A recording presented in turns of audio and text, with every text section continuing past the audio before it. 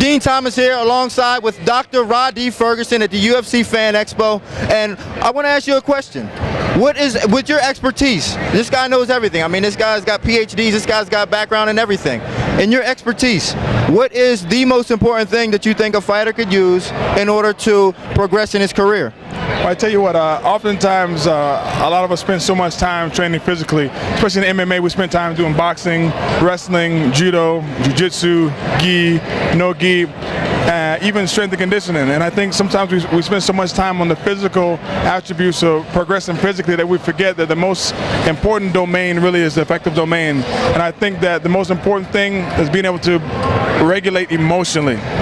What I learned at the Olympic Games is if you can't control your emotions and regulate emotionally, even before you hit the mat, during the mat, and after the mat, you're not only going to have problems in your sport, you're going to have problems in life. If you look at some of the best coaches in the game, as soon as a person hits the chair, they ask them, how you feel? Well, they say, hey, I need you to breathe. I need you to calm down for a second.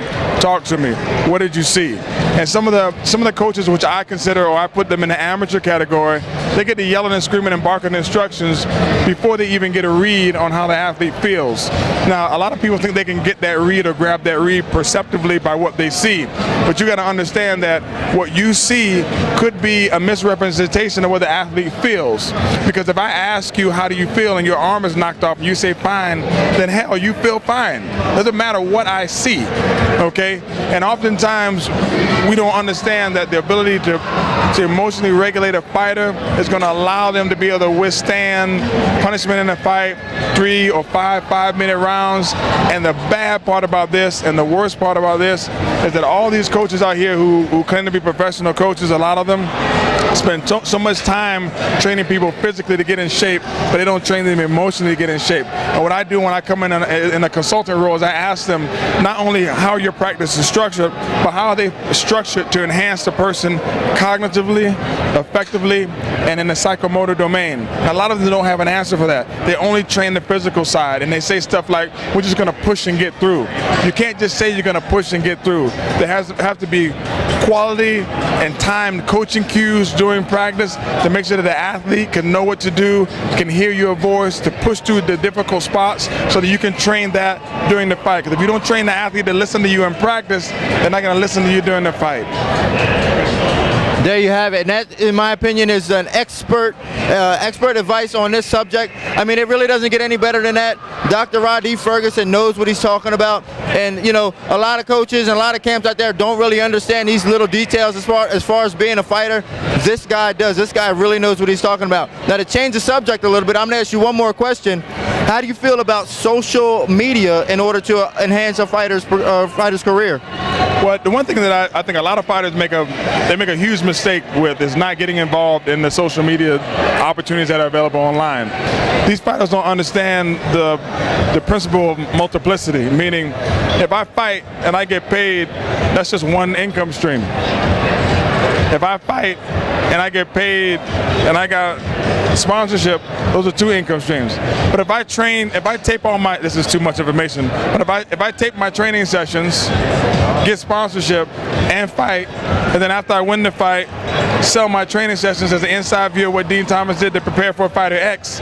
Now I got my DVD sales, I got my t-shirt sales, and I got my sponsorship, and I'm marketing myself as a professional for what it is that I do. So you multiply your income streams. But the problem with that is a lot of people don't have any direction, a lot of people are lazy, and a lot of people don't take time to structure or put that inside of their training camp program. If you're going to do a training camp, fighters, hire a videographer, some guy from high school, and let him come in, grab a flip camera, and tape all of your training. At least you'll have it for stock footage later, or you can do something with it now. But the bottom line is if you don't do it, you don't ever have it. And a lot of fighters make this mistake. Listen, you make your money on the back end of your career when your technical abilities and your physical attributes are really declining. Dean's making more money now when he's less athletic than he used to be. There's a reason for that. It's because when you're young, you're learning, you're making mistakes, and you're building your career. Now his career is built, he's a professional, he's going on a physical decline because he's older, but he's more intelligent, so he can actually fight smarter.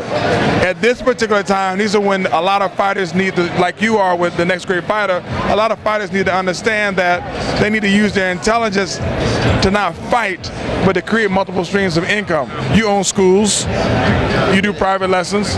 As a matter of fact, Dean taught me how to box. Dean and Howard Davis taught me how to box. Okay, so he has all these extra income streams, and this is what some of you fighters need to do. Man, stop trying to make money with your hands and your fists. That, my friends, is stupid. And you know where I'm getting at with this. There you have it. He says get a videographer. You know what you can do? Get on the Next Great Fighter. Post your videos. Network that way. Become a part of the social network. There it is. Dean Thomas alongside with Dr. Rhadi Ferguson with the Next Great Fighter. Let me say one more thing. Understand this. The reason why you need to get on the Next Great Fighter is because your network will increase your net worth.